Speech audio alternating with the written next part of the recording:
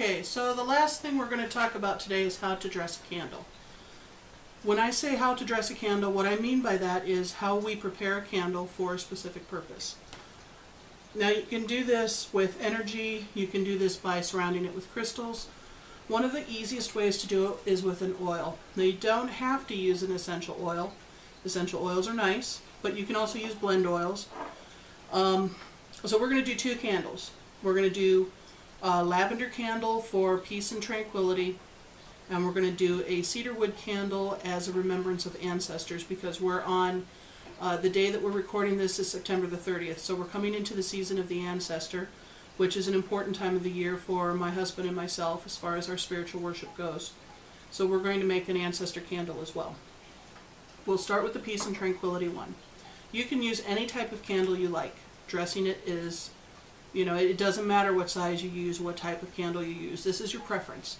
However, keep in mind that color does matter, and if you want a short-term goal with your dressing, you want a smaller candle, because you don't want something that's going to take a month and a half to burn. Now, if you have a long-term goal, I would suggest using a pillar candle or one of the large glass candles, something that's going to take a significant amount of time to burn. When you're doing candle magic, what I tell people is always use your head first.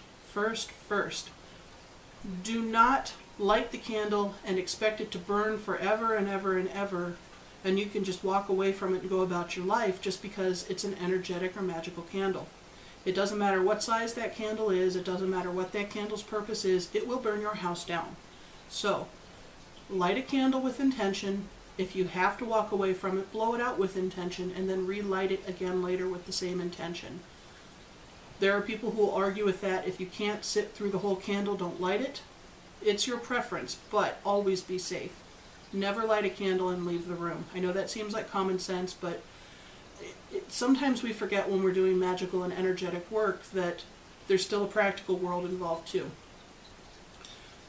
That speech being said, so here's a candle, here's a little tea light. When I do tea lights, I always like to take them out of their little tins to dress them. So I'm just going to use a little white one, because white one kind of represents purity. It represents kind of that space. It gives you that blank sheet that allows you to have a clear mind. And I'm going to use lavender with that. Lavender is a good herb for, it's good for sleep, it's good for tranquility, it's good for peace. So I like to use lavender when I dress candles that are going to be designated for peace. You just take a little bit of the oil and you rub the candle. As you rub that candle, you want to keep in mind what your purpose is. You can do this with more than one oil, but don't cross your fingers when you do that, because you'll contaminate the bottle.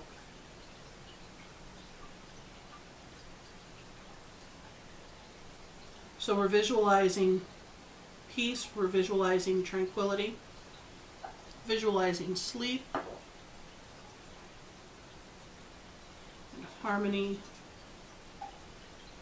and you just dress that whole candle. If your candle's big enough and you want to, you can also draw words on it, like take a toothpick and you can sketch words on it, or you can sketch signs or sigils on it. We just place it back in the little cap. Now this candle is ready to go. So anytime that this candle is lit, we will be putting fire and energy toward the concept of peace and tranquility and harmony and sleep. All of these lovely little attributes of lavender.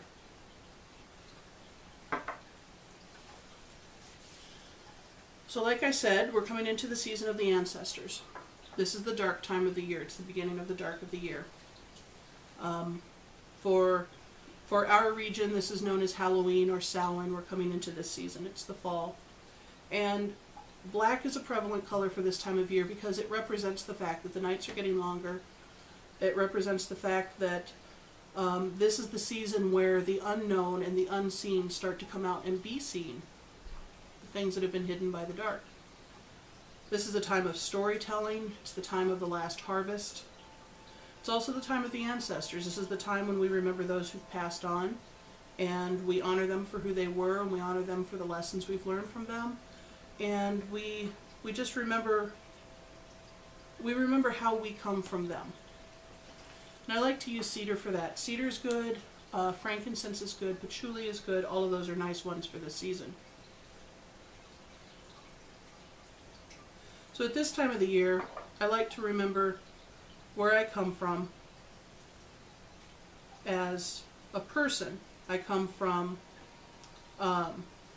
culturally, I come from Gypsy stock, I come from German stock, and Polish, and I've got some Native American, and I've got some English and some French, and I remember all of this during this time because these are all ancestors too for me. I may not know any of their names or faces, but I know that this is where I come from. I come from the Czechs. I come from a lot of European stock. Many of us do, especially in Wisconsin. So I remember that. I remember the people that I come from that have passed. So I remember my grandparents who have both passed recently. I remember my cousin who passed shortly before I was born. I remember great-grandparents that I've never had the chance to meet, and great aunts and uncles. I also remember family that have brought family to me, like my husband's mother, my husband's family. I remember people who are builders of the area that we live in, the ancestors of our area, the ancestors of our home.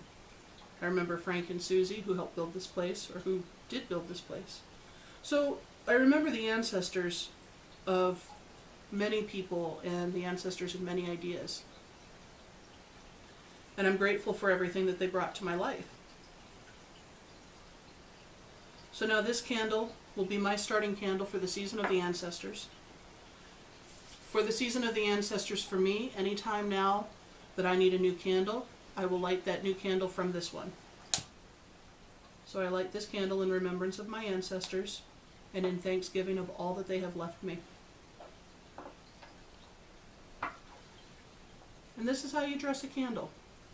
You find your purpose, you designate an oil, signs, or sigils, you find the appropriate candle, oil it up, give it its signs and sigils, light it up, and appreciate. So thank you for sharing this with me, and I hope this helps you out.